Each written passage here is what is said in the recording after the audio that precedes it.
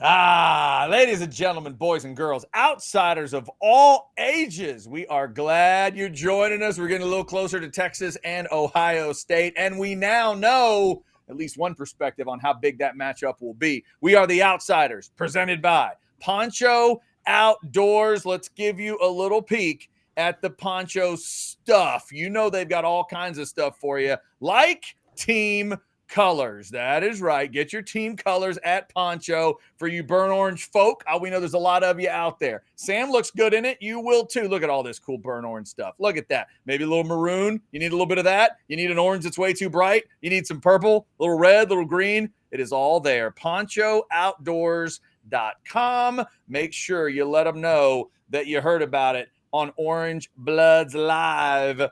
Or mention the Outsiders. And when you get your shirts, you got Chance Mock right over here. We got Jason Dick down here in the lower right, looking really spooky after a shave. We got Bo Edge, the country gorilla, in the lower left. He is not shaved because that'd be really creepy. Gentlemen, good to see you. Let's start with a pinch, maybe of bad news. First injury of the fall camp for Texas is a backup offensive lineman, Andre Cojo. We send you all the best. Apparently it is an ACL and an MCL and it's season ending, and that's not good. But the only good news would be that he was a backup, that he was going to, be that kind of swing tackle type of position. So Chance, I wanted to start this way. What do you remember about those situations as a player? Do you guys just keep that tunnel vision? You try not to think about it. You're like Cole Trickle in Days of Thunder, and you don't want to go to the hospital. Like, what's the thought process of a player when you hear about a guy ACL and he's out for the year? Well, I mean, it's deflating just because you've been working together. You've got the relationship. So it's more of a friendship. Like, whereas fans look at it and fans are in the mindset of, where does this stack up for our football team? I think when you're in the locker room, it's more of a personal, you hate to see it. Like when Bo Scaife, he had a couple different ones that came early, and it's hey, next man up as far as football is concerned, right? Like, that's just part of the game. You hate to see it, but that is part of the sport you play, so you're prepared for that. It's just more the personal side of it, you hate to see your buddy just got done putting in all this work all the way since, coming back after the loss in the bowl game or in the playoffs. You work through spring training, you go through all the summer, you busted your ass, and you don't even get the payoff. And when I say payoff, I mean the first day of running out there, the first game, and at least get to have one of them, And so that's tough. But as far as the team goes, I think the team's mental makeup right now is so good from a standpoint of it is next man up. It's a next man up mentality, which you hate, but they've been through it. What did they go through last year? You had Baxter go down. You had Clark go down. They've watched Brooks go down. Like, they've been through guys going down and the next man stepping up. So from that standpoint, I think they're fine. Chance, if I could, how much of it depends on, or how much are you able to poker face the value that the player has to the team? Because as Chad said, this is a backup, all right? Had it been, I won't even say the name, all right? But the quarterback of the team who goes down with a season ending. I remember a couple of years ago, Teddy Bridgewater, I think it was kind of gruesome as well, but Teddy Bridgewater for the Vikings had an injury and they canceled practice for the rest of the day. They were just like, we can't go on. Like, does it matter if he's a backup versus somebody who is obviously someone you need to win? Well, I think there's that. I think there's the nature of the injury. And, I mean, I don't know why you cancel the rest of practice. There's guys that are backups there for a reason. They need to step up and they need to get their reps because, I mean, Tom Brady, who knows what the hell would have happened to him if you don't have, what's his name? Drew Bledsoe. I kept wanting to call him What a legacy. No, I kept wanting to call him Drew Brees because I just was reading a deal on who's up for the Heisman. I mean, for the Hall of Fame next year.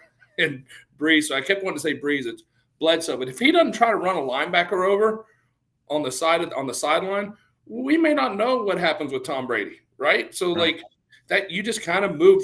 To me, you have to move with that mentality. Yeah. Is it just on my screen, Chance, or did half of our show just get Drew Bledsoed? Half of our show got Bledsoe. Bo got Nancy Kerrigan. Okay. I used to be a professional host. I should be able to grab the wheel and press on with things, but I don't know. I don't know. So, Well, Jason, so tell me about your day today. How was? oh man, here you guys want to come behind the curtain and what I'm sure will be edited out of the Outsiders later. I was running a little behind. All right, it's a busy Monday. Everybody's hustling, trying to get from here to there. And so, yeah, I just texted the group saying I was going to be 15 minutes late to our scheduled recording tonight. And look, I'm not upset with him for it, but it did, like, Bo just replied, "Please hurry." And this is a man who's, I mean, look, I read it not as a executive producer of the program, "Please hurry, you unprofessional dick." I read it as I was just in the ICU a couple of days ago, and I'm weak. I need to get these words out and get to bed. And so I was like, "Fuck, right, I will hurry, Bo. I'm doing my best." And I think I was only 14 minutes late. So I do. I think you actually you made it in time. Yeah. Unfortunately, you scared off the other two when you got here. Should we keep on going? I can ask you football questions, Chance. Here, look. Might as well. Yeah, let's do it. Longhorns #1 in the coaches poll was released today. I've always said the coaches poll is stupid. The coaches don't watch the other teams. They don't know anything. But when you vote the Longhorns #1, I'm going to say, good job, guys. Hook them. But now that you start the – okay, Chad is texting. Oh, my gosh. Like we're me and Chance kept going.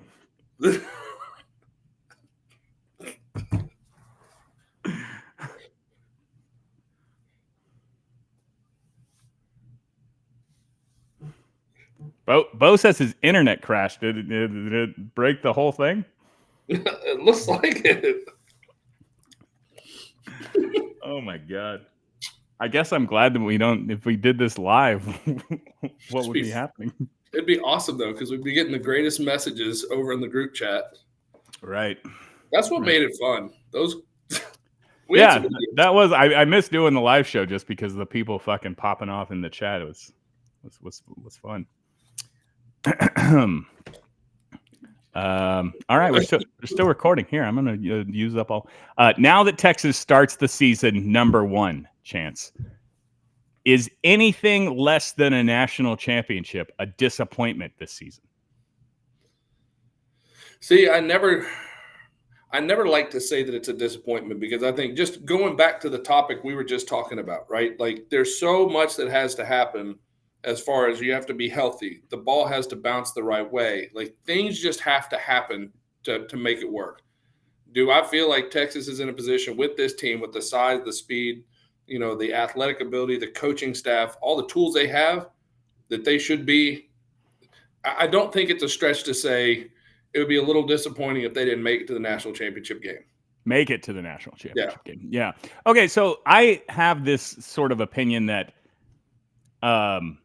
every year, and this is how you know Texas is back, is that every year that Texas doesn't win the national championship, I am disappointed. I've been disappointed many times in my life, Chance. Oh, yeah. So I would say they could still have a successful season, a very successful season. I'd call last year, first year in the SEC, making it to the SEC title game, making it to the playoff, to the Final Four, was a very successful season. But you didn't win the championship, so that part was disappointing. So I would say both of those things are true. But I understand I am speaking this with a whole heap of unearned entitlement. Every year Texas doesn't win the national championship. It's a disappointment for me. Okay, so let me word it for you this way, Jason, because I've always thought this was an interesting one. Is it more of a disappointment? Like, because I always felt like when we started at like 12, 13, 14, there was hopes. And then we get on these rolls and then it gets so exciting and the fever builds and they're like, oh my gosh, this team could do it. And then if we lost, it felt more disappointing than when we started out, 2 or 3, you end up having a loss to Oklahoma, who's like 3 or 4. And then it always felt like the higher ranked teams, there was an expectation, but when it it didn't work out, it wasn't as bad as like when we would start catching steam and like all of a sudden Bedlam happens and Oklahoma gets knocked out by Oklahoma State out of nowhere. And then it's like, oh my God, we're going to the Big 12 championship now. This is awesome. Right. And then it's like you get to the Big 12 championship where we're playing freaking Colorado, who we had beat 56-7. And then in the warm-ups of that game, you had the SEC championship going on, which knocks them out of the national championship. So now it's like, all we got to do is beat this Colorado team. Right. National championship. And Chris Sims was like, hold my beer. I got this, man. Don't worry. Yeah, but that felt more disappointing to me than the other ways. Yeah. It's like everything was falling into place. You know what I mean? Like it was all like coming together like, oh my God, this is going to work. Yeah, I guess I could see that where you kind of thought that it was over and now you have this sort of second life and then it disappears again. Like you kind of are heartbroken twice in a row. It's like when Rocky gets up off the mat and you think he's down and he gets off the mat and he starts swinging, but the movie ends with him laying back down on the mat. It's not. Yeah, you think it's going to be this come from behind miracle thing. It's like, oh, nope, they just got knocked the fuck out again. Yeah, that's pretty good. So yeah, Texas is 1, Ohio State is 2, and the margin is not great. It's very close between these two teams. I will say this with basically no knowledge of the history of college football. Is this the best week 1 college football matchup ever? It's got to be the best August game that's ever happened, where one at number 2, the team that eliminated Texas from the playoff a year ago. Like, to have these two teams collide in week 1 is crazy. Well, I think it's not only the two teams. And to answer your question, I don't remember any game. I mean, I remember a couple of years ago when we thought USC with Caleb Williams was going to be pretty good. And, that LSU-USC matchup early in the season, that was pretty exciting. I believe they played in Las Vegas, but you don't get the number 1 versus number 2 because, I mean, traditionally, a lot of those juggernauts, you're not trying to schedule those big games. You at least want to get the first one out of the way, right? But this one has so many other storylines around it. It has last year's playoffs. It has Arch Manning's first game. So now you throw in the mix that it's 1 versus 2. Is it there weren't enough storylines of Texas being knocked out last year and Sawyer, with the big hit and the stupid play before half and all that. Now we got to go to the horseshoe, throw in the extra nonsense that late in the season they're like, well, do we want to move the game to a Sunday? No, we don't, actually. Why would we move the game to a Sunday and give ourselves a short week? Starting the season off with a short week is stupid to me. But there's all those other things. Well, now you throw in the mix the 1 versus 2. And, I mean, I think the numbers, just the sheer numbers of viewers in that game is going to be one of the bigger opening season games in history, if not the best. Well, and especially because there's going to be nothing back on. There's going to be nothing on, like week 1 there. I guess they have this now tradition of doing some neutral site type games, like you mentioned with the USC LSU thing. But yeah, 11 a.m. on the last Saturday in August, it's gonna be gigantic. Like it's gonna do a crazy number. Here, let me stick with just since the poll came out today. 1 playing at 2. And I don't know how you feel about this. My logical brain says you shouldn't rank any of the teams till October, okay? But my hot take sports jackass brain says I need something to talk about in August, man. All right, these rankings can't come out fast enough. But this is a very special situation in that 1 is playing at number 2. If Ohio State beats Texas 31-27. Does Texas, I mean, they fall to number 2. That seems like what they should do. Like that should really not hurt them, right? Well, it shouldn't. And it just depends with who you talk to. People are, if something happens bad, either side, right? Like if Ohio State, if we go in there and we do to Ohio State what we did to Michigan last year, who was coming off of a national championship run when we went into the big house and just utterly dominated. But either way, I'm with you. I have always felt like the first week of October should be the first poll that they release. I don't care about preseason polls. Like, let everybody go play the first 3 or 4 weeks and then sit back and say, all right, what do we got? And just then you can come out with – and that would be fun. It'd be like almost like the old BCS rankings. Like, remember when you had to wait till like week 7 for them to drop the BCS rankings? And it gets exciting.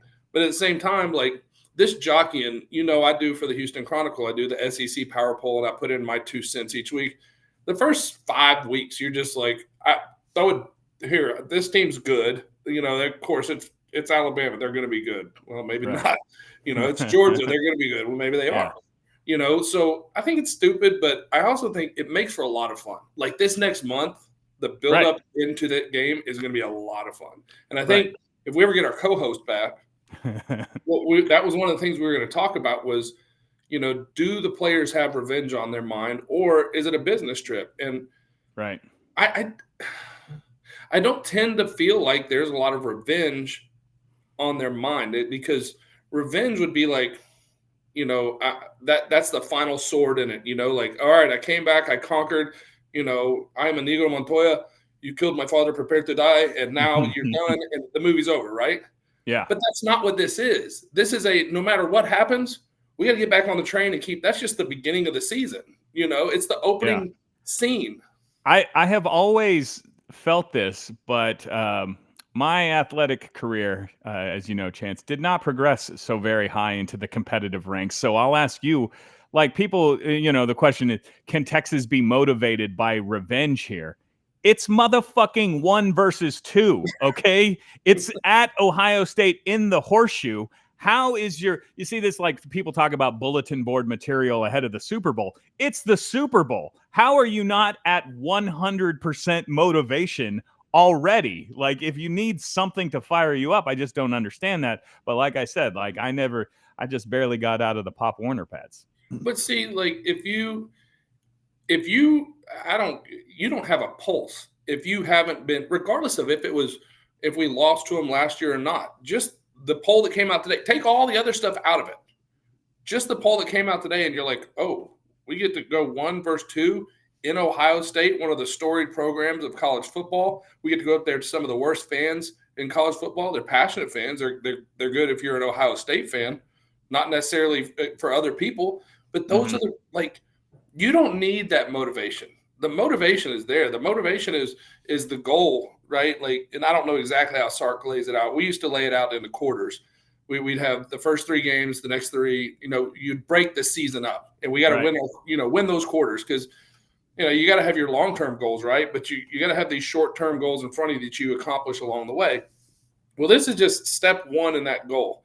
And maybe let's be honest. There's a good chance either one of these teams, whoever loses, is still in the playoffs, and it could set up a rematch, right? Right. So, but you know what it is? It's how you kick off the start of your season. It's how you get that mojo going. Can you imagine the head of steam that this team is going to feel if Arch Manning's first game, he can go into the Horseshoe and pull out a win in front of that crowd on national TV, and probably in front of the largest single viewed game for an opening weekend? Yeah.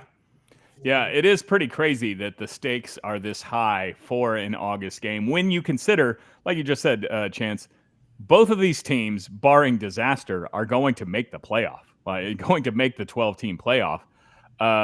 But yeah, if Texas goes to the Horseshoe and beats Ohio State and Arch Manning throws for 300 yards and a couple of touchdowns, he will be anointed. I mean, he's already been anointed, but people will go nuts.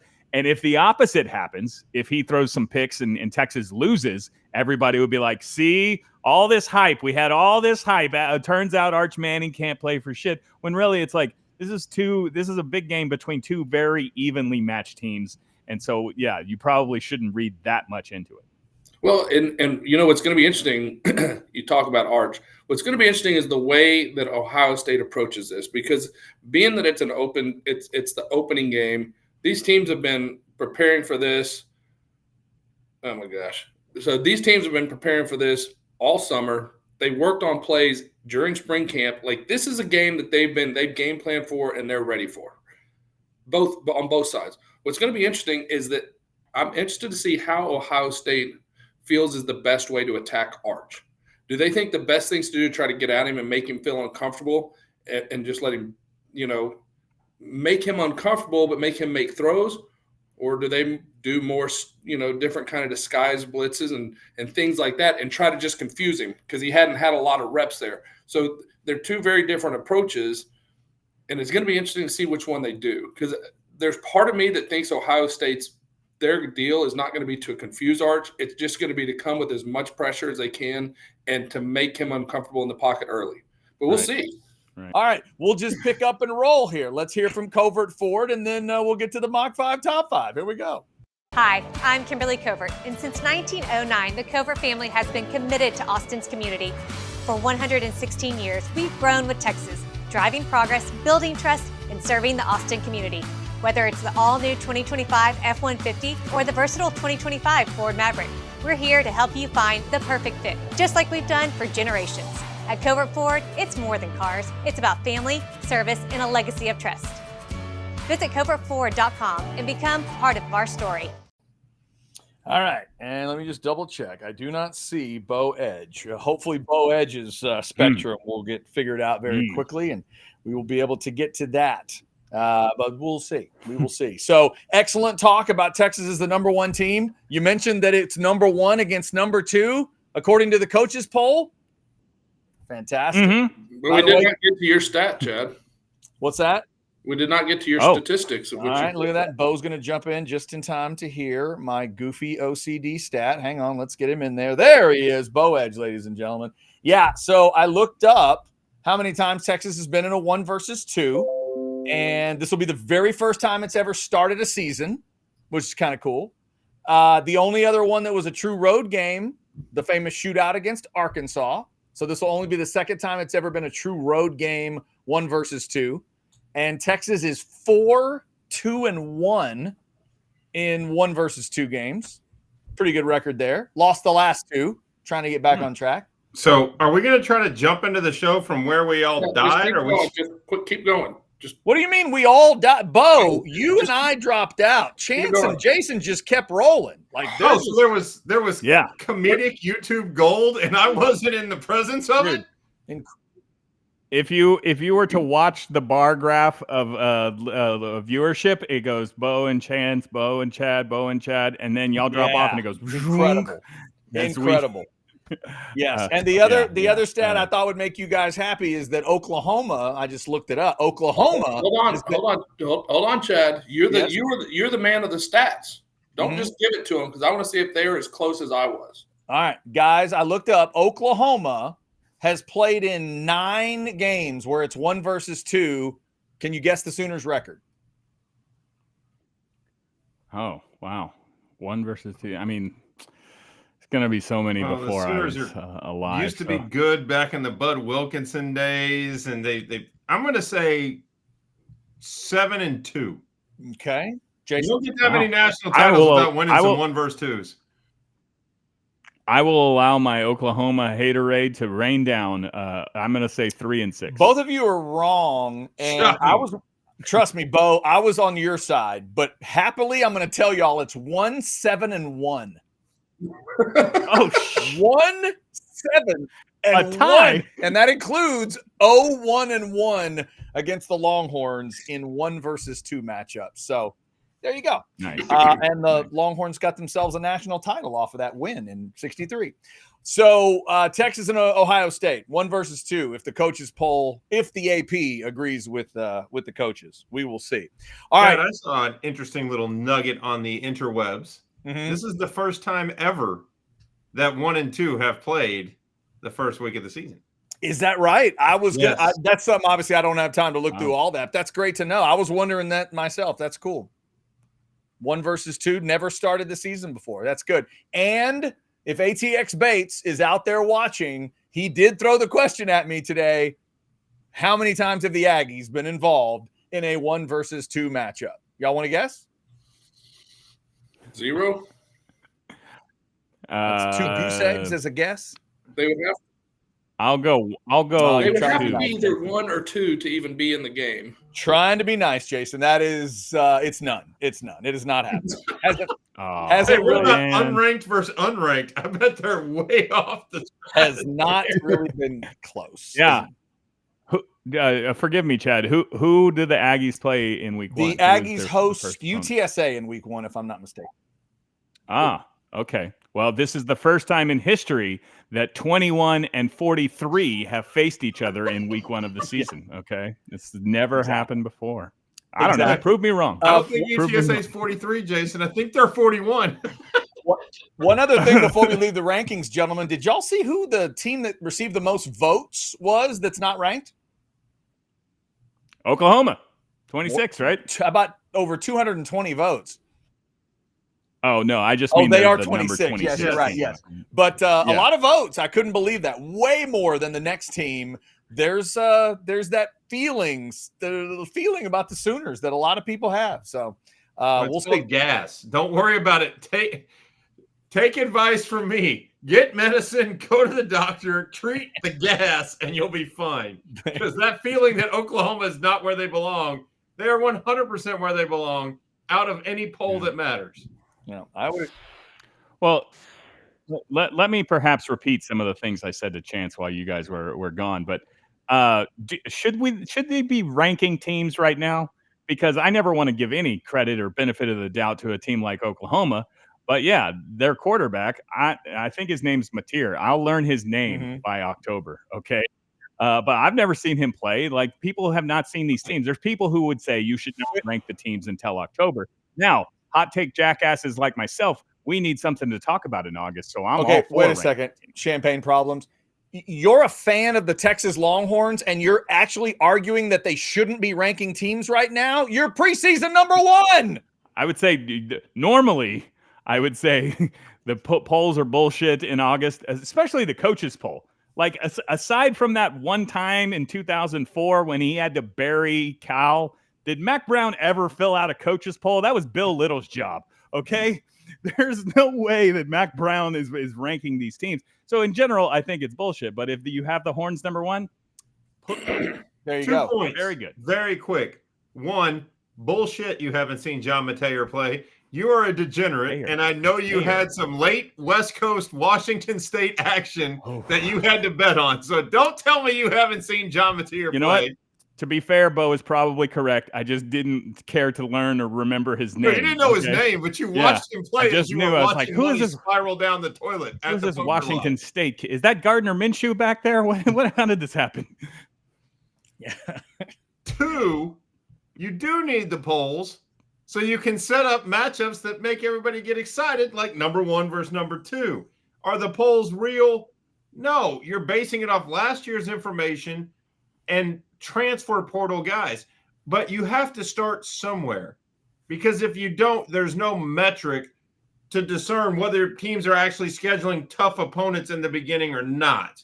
Like, if not, then everybody would be playing UTSA every week of the season. You gain some cred by getting teams that are ranked high, which is why the true elite teams schedule one almost every year in the first 4 games where they're playing somebody tough. Only true powder puffs never schedule anybody in those first 4 games. And that has nothing to do with Chad or Aggies, because the Aggies have scheduled real games in that space. Oh, they got to go up to Notre Dame. I know. That's what I'm saying. Whether it's week 1, week 2, or week 3, in the first 4 weeks of your season, you should play a significant opponent if you truly consider yourself a team that's worthy of going to the playoffs.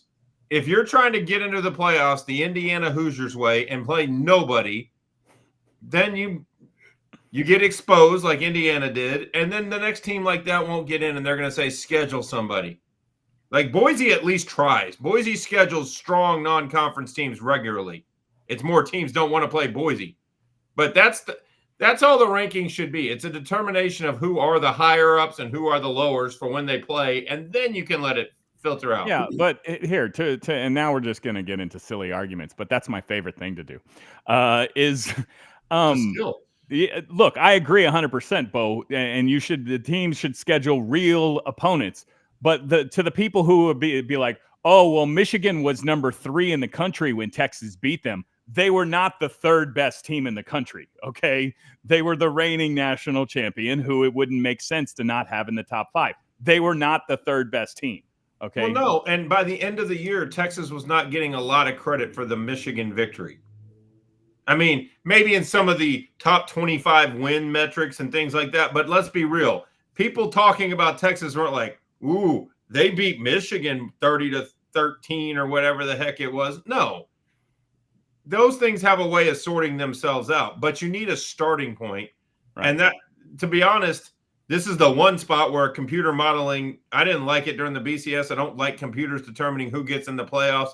But for the preseason, if you want to use ESPN's advanced metrics to say, here's the teams ranked in order of the stats they produce, the returning players, et cetera, so be it. But there needs to be some level of who's supposed to do good, because how would you know who failed miserably? I can tell from the way you joined the show and then dropped out that you don't like computers, Bo. I understand. Yeah, Bo and I are not in favor of computer polls tonight. There's no doubt about that. We'll talk a little more about Texas. I'm actually fine with computer polls. If somebody can teach me how to beat anemic leg cramps, then that's who I'm really mad at. The computer's fine.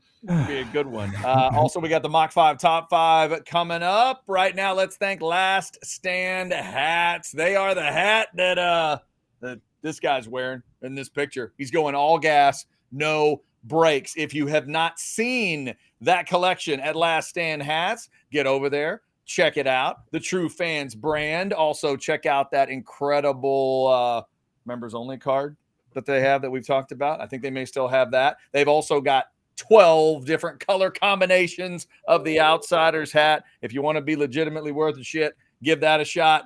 Get yourself an Outsiders hat. Get yourself an Occupy Left Field hat, DBU hat. Bo's got the all gas, no brakes. No, this is Pete Kwiatkowski. AI generated Pete Kwiatkowski. Right there. There's an all gas, no brakes for you. Check out Last Stand Hats. They are the True Fans brand. They've got the hat that you're looking for. It was cool to see PK wearing that one when they met with the media. All right. We didn't remember, unfortunately, because the technical stuff, we didn't get into the revenge or reckoning discussion or whatever, but we're going to try to slap Doc Holliday on this show. Chance, I'll start with you. Former player attitude. Revenge game for you after what happened last year? How would you frame it to this football team as they go to Columbus? So, number one, I don't think, and Jason, sorry if you've heard this, I don't believe in the revenge game. I don't believe that it's a revenge thing. I think this is a new team and a new season. And I think, you regardless of if we played last year or not, regardless of if we won, they won, it's not a revenge game from the standpoint of, in my mind, this is game one in your new quest. And, it's kind of like I told Jason. To me, a revenge game is when it's in the end of the playoffs and it's, I am Inigo Montoya, you killed my father, prepared to die, and then you kill him and the movie's over. Well, in this scenario, it's the opening scene of the movie. And Inigo Montoya kills the guy. Okay, well, now I got to go play 14 more games. Like, I don't think it's a revenge game. I think there's enough meat on this bone with, Arch's first game and 1 versus 2 and going to the shoe and what it can mean on a national picture of really announcing your presence is not just the coach's preseason number one, but saying, yes, we are the number one team. Like, those things are more important. I think if you dwell in the world of revenge, I think that's when you get in trouble. Okay, my mistake. I didn't realize you guys had discussed it. Bo, you want to throw something in and we'll move on? Well, I was going to parallel off what he said with a little Bull Durham Nuke LaLoosh. This isn't about revenge. This is about bringing your presence with authority. When he's up there saying, I want to throw the heater. I want to bring my presence with authority. This is Arch's chance to announce to the world, I'm not hype. This is substance. I'm the real deal in the shoe. And if he does that, all bets are off. Now, the story could flip, and it could be a really bad announcement to the world if Arch goes out and lays a turd on the middle of the horseshoe field and we get beat really badly. But if Arch does what I know Jason thinks he's going to do, I know what I think he's going to do, it's an announcement. It's a proclamation. Hey, guys, we're here for the next 2 years with that guy.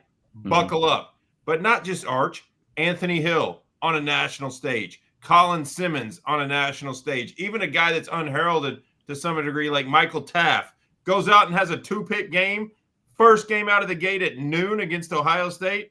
Now nobody's laughing about him being an All-American. Now he's announced that he's a pro. That's what this is for Texas. This is a coronation. For all of those reasons, Bo, is why I don't believe in a revenge game, okay? Revenge is what you get on your ex-girlfriend by hooking up with her roommate, all right? Like the idea, it's number one at number What was her two. name anyway, Jason? At the Horseshoe. I'm still working on that project. I cannot divulge, all right? Because I'm pretty sure Chad has never done that. You're playing at Ohio State. If your motivation level isn't already at 100, there is something wrong with you. So the idea that the fact that Ohio State ousted them from the playoff last year, they're going to play harder, I don't understand that. Like, if Cam Williams and Jack Sawyer were back, I would say Cam Williams could have a revenge game after what happened in the playoff game. That might be a revenge motivating factor for one individual. Yeah. Teams don't get revenge. Players do. I mean, tell me I'm wrong, Chance, but the team isn't getting revenge in this scenario. Individual players might go up against the same guy they went up against less than a year ago, and they want revenge for a bad performance or something that didn't go their way. But the team is a new team. Like, look at all the transfer portal guys. Look at all the different players that are different positions. Like, it's not revenge for Jack Bowmeister. He wasn't even on the damn roster. Apparently, he's the best damn punter since Michael Dixon. Yeah. I would say there are enough guys that failed 3 times last year, though. Like, that part has to matter to them. They were a little over 2 touchdowns close, and then they were a lot closer with Georgia, and then they were close, but it didn't work with Ohio State. It's not about revenge. It is about prove that you're one of them. Right now, there are 2 big dogs in college football. 2 when they play the biggest games. If you want to say Texas has failed in those games, that's what Texas has to prove. That you're not just by name number one, like you belong in the game and you can win one of those games. Well, look at the next 2 teams behind Texas and Ohio State in the rankings that don't count. Penn State, who mirrors Texas in so many ways as a team that is perpetually talented but doesn't cross a finish line. Right after that is Georgia, a team that has been to the mountaintop, but the narrative is they're falling off because they're not doing what they used to do. They're getting caught by teams like Texas. Their time has passed. And then who's in 5th? Oh, by the by, it's Clemson, the team who, nobody believed in until all of a sudden now they do again, because now Dabo's a genius because he was able to keep Cade Klubnik and win some games, whereas 6 months ago they were going to ride him out of town. These things evolve. All right, let's hear from Specs, and then we're going to have Chance tell you it's going to be one of the hardest mock 5 top 5s he's ever had to go through. It's going to be really difficult. Don't move. Texans know for selection and lower prices, it all starts at Specs. Shop Specs! With all your favorites on tap, you'll bring home the win. Boots on, drinks up. The fun starts here. Shop Specs! All right, let's go from Lisa dancing on the floor to Bo talking about your roof. Integro Construction Services brings you the Mock 5 Top 5. Before we crank it up, Bo, tell them about Integro. It's not just the Go Nano technology, which I will tell you about in a minute. If you have any kind of construction project around your house, Integro is who you call. You scan the QR code right there. You call them 987-1273. Harley and his team, they're there for you. Like, these are seasoned professionals. They know what they're doing. They're not the guy that knocks on your door. They're not the guy you find in the phone book. Integro is a very reputable company here in town. On top of the normal construction, they also are the licensed dealer of Go Nano technology. You've seen some of the others on TV commercials. That's how Go Nano works. Similar product, but Go Nano's better. Wind resistant up to 150 miles an hour. Rain resistant. It will rejuvenate your roof and add 10 to 15 years of life for less than the cost of your deductible to get it replaced the next time there's a hailstorm when you don't want that. Integro is the answer for the Go Nano technology. Add years of life to your roof. 987-1273. And as an added side note, you will hear about an event later that is being hosted at the Crossover in Cedar Park.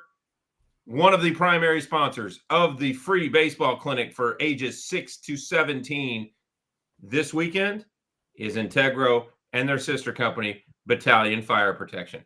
So come out to the Crossover this weekend. I'll tell you more about it later. And call Integro if you need your roof fixed or if you need your house fixed.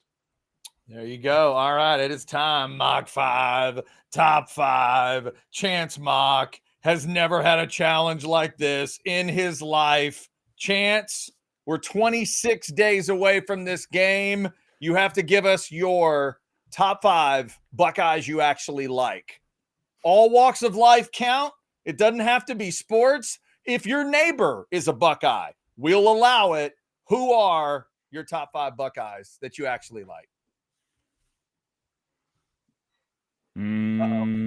Did you mute yourself? What happened? I did. I muted myself. I've been having some chest issues. So I muted while Bo is talking. I didn't want to cough through the Integro read. Just glad you didn't totally disappear. All right. Okay. I can't take any more loss in my life. Like Number 5, because I love the TV show Everybody Loves Raymond, because Raymond was hysterical. Patricia Heaton is an Ohio State Buckeye. Look at you. Okay. Okay. Good call. Number 4, Mm-hmm.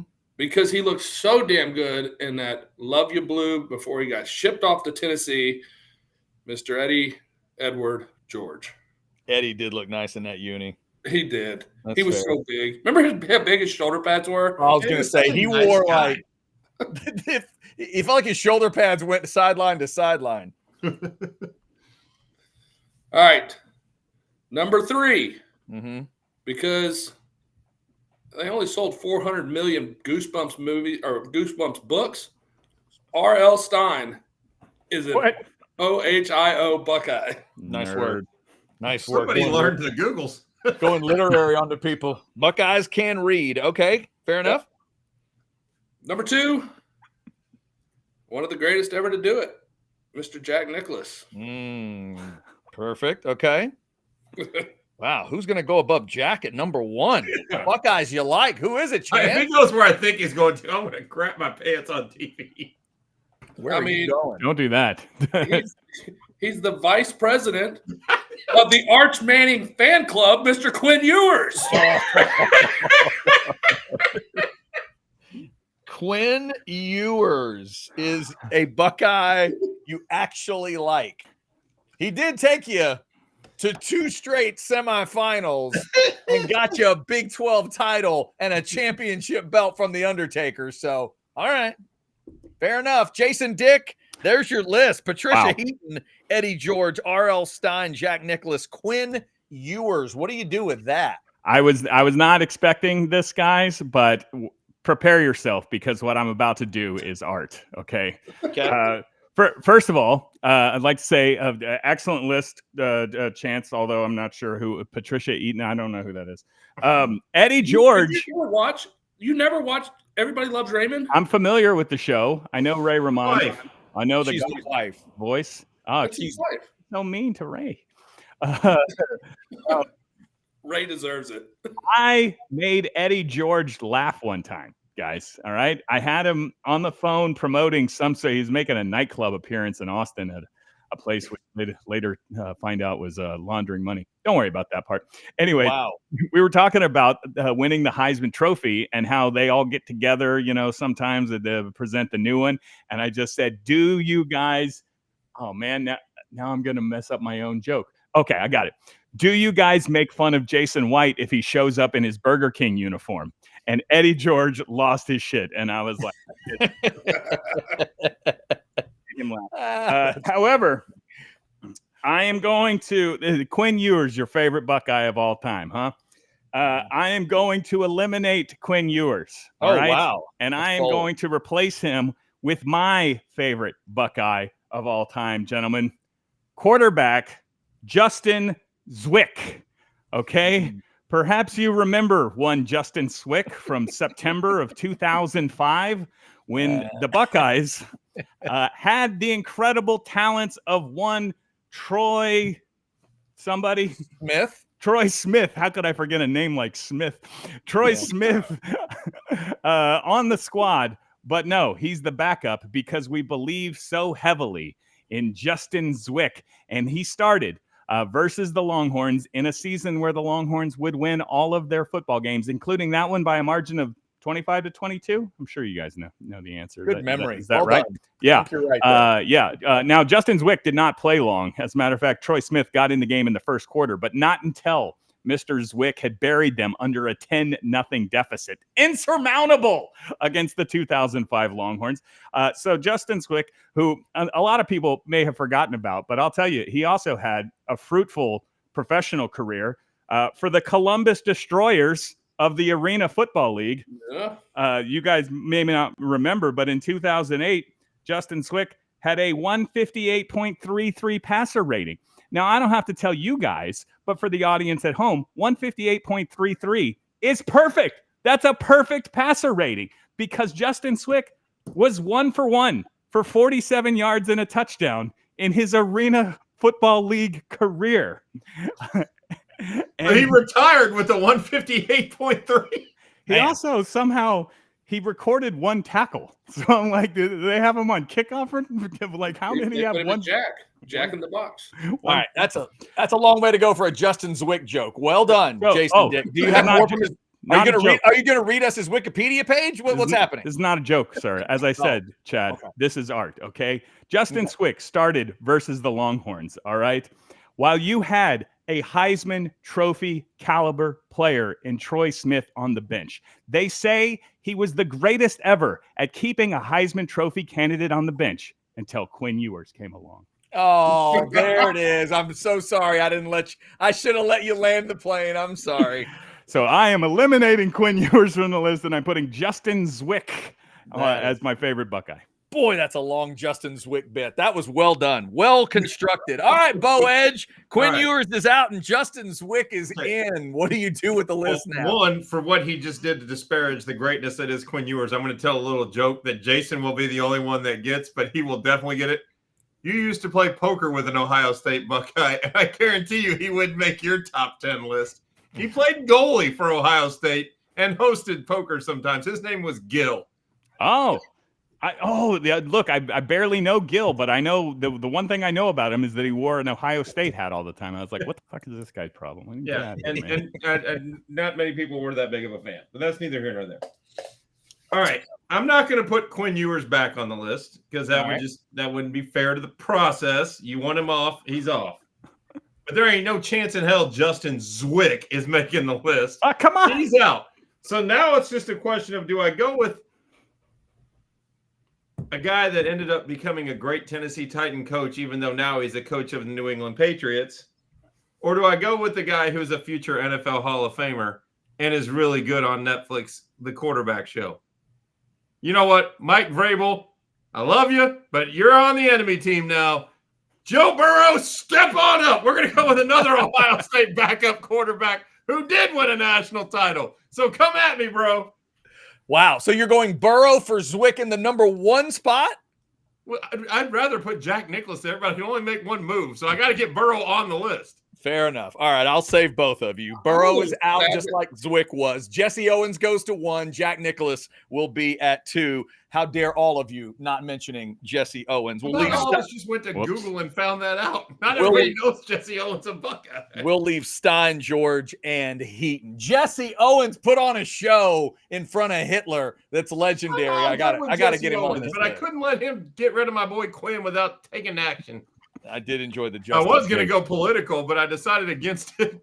Chance alluded to it, but I didn't go there. Fantastic. Shout out again to Integro Construction Jason's Services. favorite vice president of all time was a Buckeye. For bringing us the... I hear he majored in furniture. You know who I was surprised didn't even get a mention from any of y'all? The guy that has ushered us through College Game Day for the last 30 years, Herbie. Oh, Kirk Herbstreit, yeah. I like his dog better. I like him. His dog didn't go to college, so he's out. I'm not sure if he goes to college.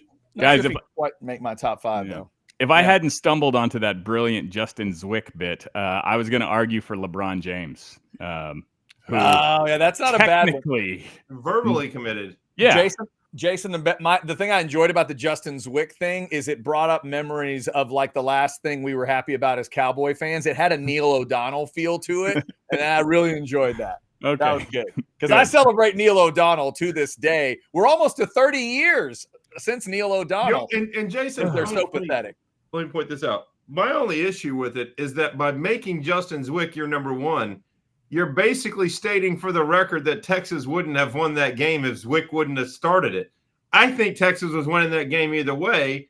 Zwick just made some boo-boos in the income. They had plenty of opportunities to overcome Zwick later, and Texas made mistakes too. It was the first quarter. Remember, things happen. So Justin Zwick shouldn't be put on a pedestal when the rest of the Longhorns fought their ass off to win that game that night. Well, there you go. All right. Mr. Jason Dick, not a Justin Zwick bit. How about a golf club at Star Ranch bit? Because this one is serious. This isn't like Justin Zwick with a bad start. Well, I guess you sometimes have a bad start out at Star Ranch, but tell them about the golf course. If you guys think that I created art with that incredible Justin Zwick, Quinn Ewers, the walk around there, you should see what I'm going to do Saturday at the golf club at Star Ranch, because I'm coming back, baby. I missed you. And I will see you on Saturday morning, my favorite golf course in all of Central Texas, because artistry is rewarded but not required. Okay, you're going to have a great time, regardless of your skill level. If you're a great golfer, birdie available, eagle available, we like to say around here, but not so very punishing if you are not the best golfer ever. I know the weather is punishing out there right now. It's very hot, and I don't know how they do it. It's magic, but the golf course, while every other place in Central Texas is turning brown and crunchy, the golf club at Star Ranch is always in great shape. 365 days a year. The fairways are lush and green. The greens are rolling true. You can make putts on these greens. It's the best. And it's a great place to host a tournament as well. If you're looking to get to yourself a charity tournament or something like that going, you can scan that QR code there or call them 252-GOLF to set up your tee time at the golf club at Star Ranch. There you have it. Shout out to Star Ranch. I'm going to piggyback off his Star Ranch read and parallel golf into once again, a female dick move of the week that transpired this weekend in a celebratory way. But if you watched any of the PGA Tour event on Sunday, it was a blowout. Cameron Young won by 8 shots. So they were sprinkling in highlights from some of the other events because there was nothing going on the PGA event except for degenerate gamblers who bet on golf. I'm not talking about me or anything like that, Jason. In the women's event in Europe, on a 13th, 14th hole, doesn't really matter, a young lady hit it to an inch, just to the left of the cup. The next lady comes up, hits a shot that rolls and bounces off the one that was sitting there into the cup for a hole-in-one. Oh. So not only is this lady, they're in a dogfight to win the tournament. She misses by an inch, demoralizing. Then her competitor takes her spot and makes a hole-in-one to get a 2-shot lead off a shot that she hit. That's a lady dick move of the week. Man. It was. That's a hell of a shot. And Bo, remind me, if the ball had been just ahead of the hole and the second ball knocks the first one in, is that a hole-in-one for the first golfer or not? No. I didn't think so. You have to remark the ball, right? Well, it was unmarked. So are you asking the one unmarked that banked in? I think it's a 1. But I don't think you would count it as a hole-in-one necessarily, right, Bo? We had a philosophical discussion. It would be a hole-in-one because it would have been deemed in the play, and the only way it wouldn't be a hole-in-one is if the other lady asked her to mark it and she said no, then she doesn't get the benefit of it. But I thought you were asking if the one that bounced was a hole-in-one. The one that bounced is always going to be a hole-in-one. The one that was stationary becomes a hole-in-one because it wasn't deemed at rest. It was a live ball because it hadn't been marked. If you've had the chance to mark your ball and you didn't, Chad, then you have to replace it. You have to move it back. Yeah, if you refrain from marking or you're on the other side of the green, you're like, nah, it's okay. Yeah. Well, then you don't get to count it. But since they're on the tee box, my guess is the other girl didn't go, hey, you think you can go mark that? Yeah. Right. So then, so if she had somehow knocked that first ball in, then the first ball becomes a hole-in-one. It's a very rare occurrence, but yes. There you go. By the way, when Bo said female dick move of the week, I thought you were going to talk about people throwing stuff on the court at WNBA games. I knew. I really knew. The memes and the tweets about it are worth its weight in gold. I'm just saying, if you ever went down that rabbit hole, there's some funny ass tweets. That is a whole nother level. A whole nother level, gentlemen. All right. Before we head towards the exit, let's show you some poncho shirts one more time tonight. You got the color scheme all over the place. There's Sam. What's up, Sam? How are you? We got all kinds of good stuff. There's Colt, too. How about 2 quarterbacks and 1? I don't think there's any other quarterbacks in these pictures. Look at that cute little kid. Got a can of Coke and a poncho. He's ready to go. We got a guy playing dominoes at the chicken. There's that. If you want to go more maroon. And remember, this could also be high school colors. Doesn't have to be your college colors. Could be looking for something on a Friday night. Maybe. Look at there. There's that's Andy Dalton, of course. He's going TCU, but maybe you're, out in my neck of the woods and you want to go Elgin purple. Or somebody else purple. There's this guy too, the lighter purples. They got all kinds of good stuff.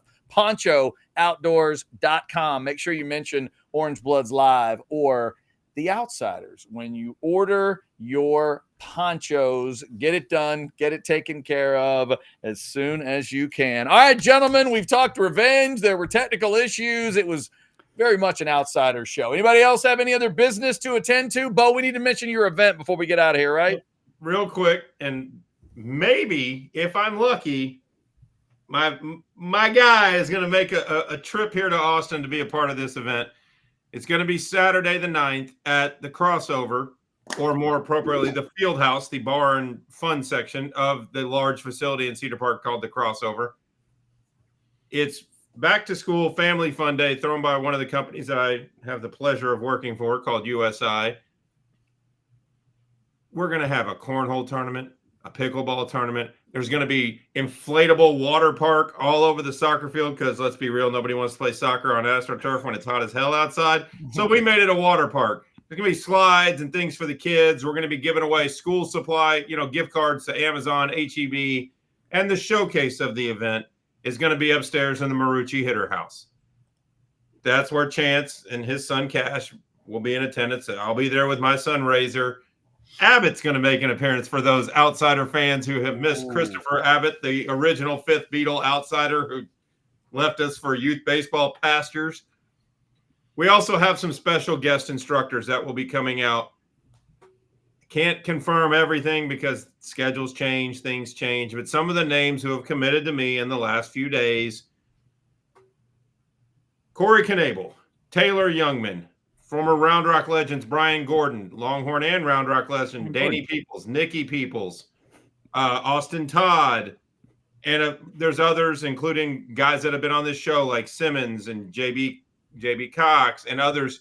Schedule permitting are going to show up. But bottom line is this: for 3 hours from 2 to 5 at the Marucci Hitter House, any kids 6 to 17 will get free instruction from former Major League and Longhorn greats. It's a free clinic right before fall ball starts. You want your kid not to learn how to throw a curveball from you? Let him learn to throw it from Corey Knable. Might be a better looking curveball. You want to learn how to hit with a little more power? Why don't you let former all-time UT home run leader Danny Peoples come in and show you how to hit? All the proceeds are going to either Super Cooper or the Jeff Onaveras Family Field of Dreams Foundation. Hell, Jeff's daughter is going to be selling her cookies, her Gigi's cookies, at Marucci's Hitter's House. This is supposed to be a fun event to bring kids and families and giveaways and all kinds of stuff. But if you have a kid involved with youth baseball that isn't involved in the travel set where they get the expert tutelage, bring them out for a couple hours. I promise it'll be worth your while. It's right there at the clubhouse, the Marucci Hitter's House, at the Crossover. Come join us. Hell, there's even an LC Rock concert at 7 o'clock that night. Oh, yeah, there's just more fun than you can have with pants on, Jason. Oh, but there's kids around, so keep your pants on. I will not stand up right now and reveal to you my southern hemisphere, but we're doing good, man. Say what is going on here? All right, before we get out of here, we also want to thank all of you guys because we're almost, as we're speaking now, who knows, by the time you're watching this, we may have gone over 60,000, but we're almost to 60,000 subscribers as we're sitting here. Thank you guys. Subscribe if you haven't. If you didn't like on the way in, like on the way out, all that good stuff. Yeah. Tell people that you know that aren't subscribed to the YouTube channel to do that. We appreciate you here at Orange Bloods Live. Once they catch the 8 that Jason gets in for content, these are clean. That joke is better than mine. I was going to say, once they catch the 8 minutes of the Chance Mock Jason Dick show, okay, we'll be at 100,000 by tomorrow. Yeah, baby. Absolutely. Yeah, you got to catch come that. out to the crossover on Saturday, and we'll stream it live. Might not want to do that. Just throwing it out there. That might not be a good idea. Thank you guys for liking, subscribing, getting those notifications, and thank you for finding the Outsiders. We know it's been a little weird, things moving around or whatever. We're going to try to lock in this Tuesday, 10 a.m. for the debut, and then you enjoy whenever you like, just like you always have. So thank you guys for making us a part of it. And once again, we apologize to Chance's mom that we are not live. But, sometimes Chance's genius is better recorded. That's what we're trying to find out. Memorex works sometimes. Not really. Sometimes. We'll see if it works. See if it works this time. Until next Tuesday, when we debut again, we'll be a little closer to Texas and Ohio State. Y'all take care. We are the Outsiders, and we are, when the Wi-Fi is working, legitimately worth shit. See ya.